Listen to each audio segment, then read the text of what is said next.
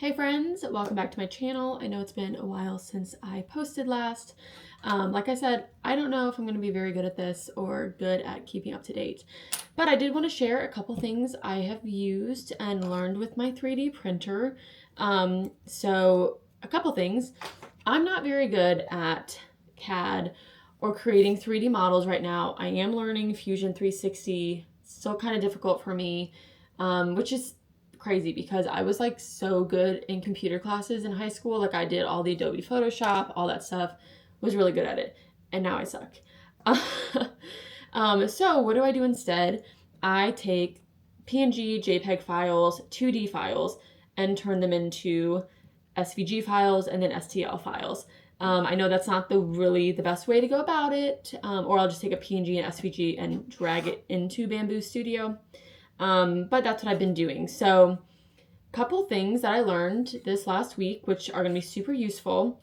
I learned I'll show you. So I've been getting these straps for my lampshade. Well, I've been working with a vendor to get them laser printed so that they're precise because it is taking me so long to cut the holes and create this myself.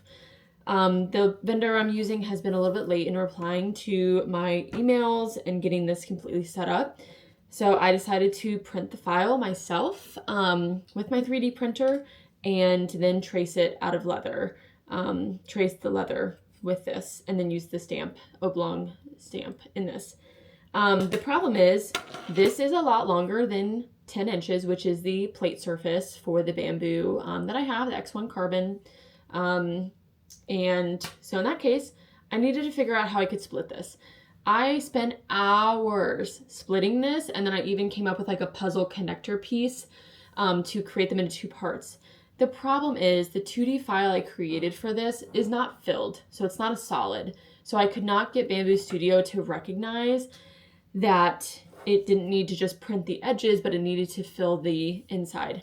So if you are a 3D printer, and you know how to take 2D files and then whip them into Bambu Studio and make them a solid, please let me know. Because, for instance, I created my file in the Concepts app so that I would have perfect measurements, but this is translucent.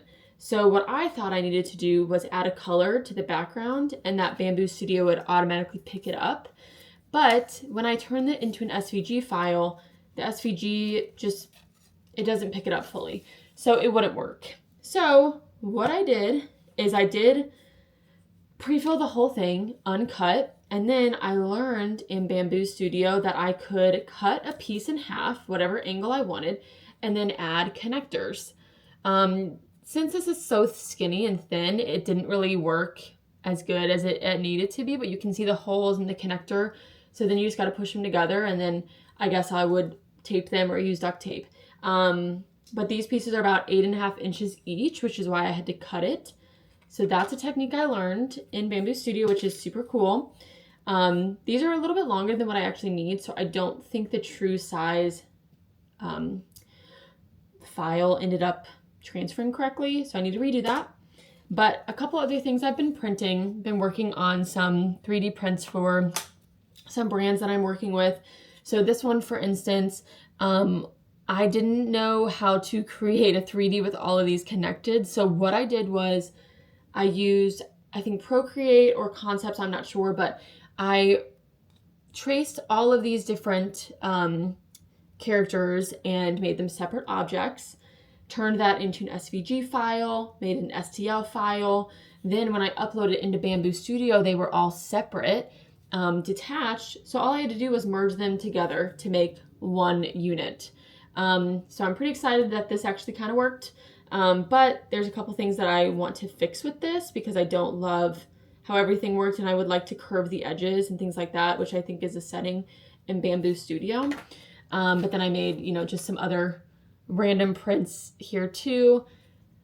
But that's what I've been learning so far with my 3D printer, and it's been going really well. Sorry that I'm talking so fast. But this freaking took me hours to figure out. I'm telling you guys, I spent way too long on this thing, and it's still not even the right size. Like, if I put this together and show you the main strip with it, it's a little bit longer So look at that. It's a little bit longer and it's a little bit wider than the strip. This is supposed to be 1 inch, but it printed off like an inch and an eighth. So it's a little bit too long.